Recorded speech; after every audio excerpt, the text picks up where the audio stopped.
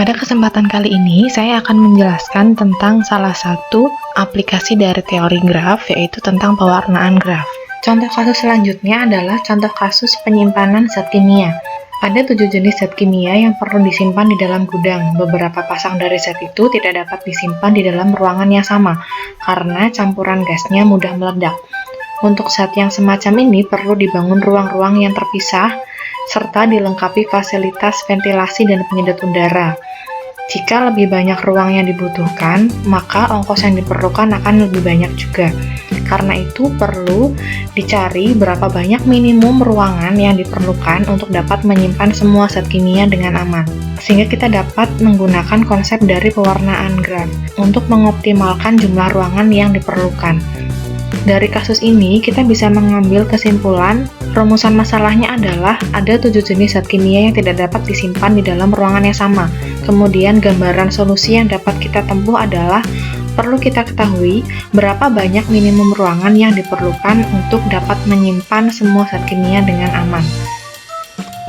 Dari kasus tersebut, kemudian kita memiliki tabel sebagai berikut. Tabel di sini menginterpretasikan ada 7 zat kimia, yaitu zat kimia A, B, C, D, E, F, dan G. Kemudian tanda silang yang di dalam tabel menandakan bahwa zat kimia tersebut tidak dapat disimpan dengan zat kimia yang lain. Contoh, untuk baris pertama, zat kimia A diberi tanda silang dengan B dan D, artinya zat kimia A tidak dapat disimpan secara bersamaan dengan zat kimia B dan juga zat kimia D. Kemudian pada baris kedua, zat kimia B tidak dapat disimpan dengan A, D, E, F, dan G, dan seterusnya hingga zat kimia G yang tidak dapat disimpan secara bersamaan dengan zat kimia B, C, dan E. Selanjutnya, kita akan menentukan graf dari tabel tersebut. Caranya hampir sama seperti kasus pertama yang tadi. Kita tuliskan dulu simpul yang akan digunakan. Di sini ada 7 zat kimia sehingga ada 7 simpul. Kemudian kita beri nama secara melingkar agar lebih mudah. Nah, untuk zat-zat yang tidak dapat disimpan secara bersamaan, nanti akan kita buat bertetangga, karena konsep dari pewarnaan graf adalah warna dari simpul-simpul yang bertetangga tidak boleh sama. Sehingga warna yang berbeda itu nanti akan mengindikasikan ruangan-ruangan yang berbeda. Kita lihat dari baris pertama, zat kimia A tidak dapat disimpan secara bersamaan dengan B dan D, sehingga kita buat A bertetangga dengan B, A juga bertetangga dengan D. Sehingga nanti warnanya secara otomatis akan berbeda. Warna di sini mengindikasikan ruangan penyimpanan. Kemudian untuk B tidak boleh disimpan bersamaan dengan A, D, E, F, dan G, sehingga kita buat B bertetangga dengan A, bertetangga dengan D, E, F, dan G. Selanjutnya untuk C, kita buat bertetangga dengan E dan G agar warnanya berbeda. Kemudian D, kita buat bertetangga dengan A, B, dan F. E, kita buat bertetangga dengan B, C, dan G. Dan seterusnya hingga G. Setelah kita buat grafnya, setelah itu kita tentukan derajat dari masing-masing titiknya. Kita lihat di bagian atas dari masing-masing penamaan simpul atau titiknya sudah diberikan tanda derajatnya. Untuk simpul A derajatnya adalah 2. Kita bisa melihat dari garis yang keluar dari simpul A, kemudian B derajatnya 5, C2, D3, E3, F2, dan G3. Dari simpul-simpul yang lain, simpul yang memiliki derajat tertinggi adalah simpul B, yaitu derajatnya 5, sehingga kita akan memberi warna yang baru pertama kali pada simpul B. Misalkan saya memberikan warna merah. Selanjutnya, setelah memberi warna pada simpul B, kemudian kita tentukan apakah ada simpul lain yang tidak bertetangga dengan simpul B. Yang tidak bertetangga dengan simpul B adalah simpul C saja. Sehingga untuk iterasi selanjutnya kita warnai simpul C sama dengan simpul B. Nah, di sini simpul C kita warnai sama dengan simpul B, yaitu dengan warna merah.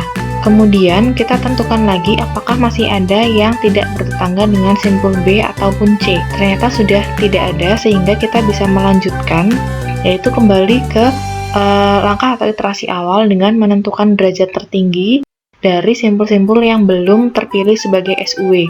Di sini pilihannya adalah A, G, D, E, dan F. Dari kesemuanya ini, yang derajatnya tertinggi adalah 3. Terdapat 3 simpul yang derajatnya 3, yaitu D, E, dan G. Kita bisa memilih sembarang salah satu. Misalkan saya pilih simpul D. Kemudian kita beri warna simpul D dengan warna yang baru. Misalkan saya beri warna kuning.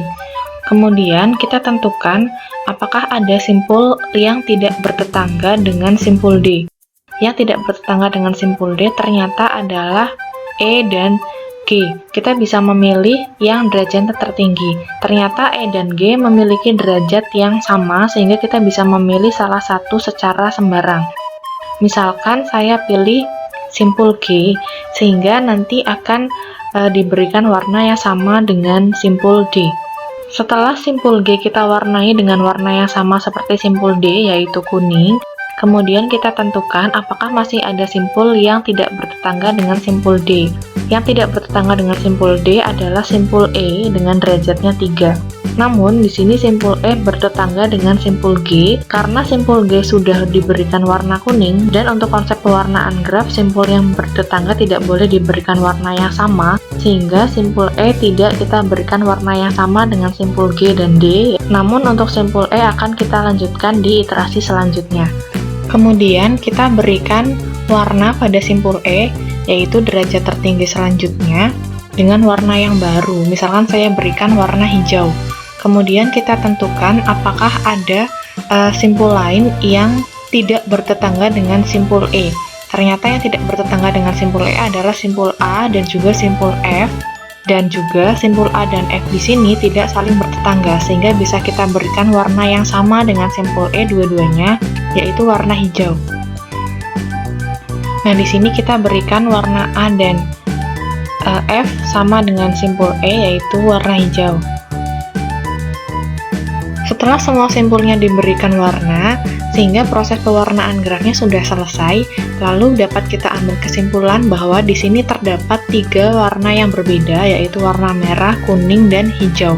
Sehingga ruang penyimpanan yang dapat kita siapkan untuk menyimpan zat kimia yaitu berjumlah 3. Ruang penyimpanan yang pertama untuk menyimpan zat kimia B dan C. Bisa dilihat lagi atau dicek lagi di tabel yang sebelumnya bahwa B dapat disimpan dengan C secara aman. Kemudian untuk ruang penyimpanan yang kedua dapat kita gunakan untuk menyimpan zat kimia D dan G. Untuk ruang penyimpanan yang ketiga dapat kita gunakan untuk menyimpan zat kimia A, E, dan F.